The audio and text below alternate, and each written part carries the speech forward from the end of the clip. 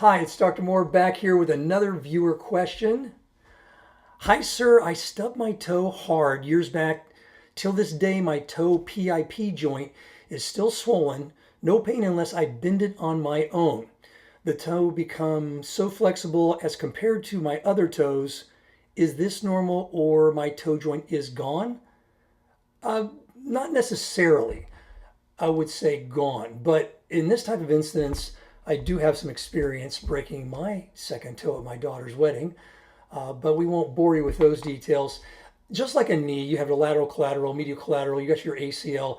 The toe joint, and this is the PIP, the close one here, and this is the DIP joint right here. The web space is about here, a little bit above the big MTP joints. So you'll see just this part probably hyperflexible because the medial and lateral collaterals that keep the toe going from this way are probably ruptured from the injury. Then at the bottom, there is a small plate here that attaches, and that can get ruptured as well, so it's hyperflexible this way. Now, it's buttressed or side to side with either toe in the shoe, and it's not hurting. I would simply leave it alone.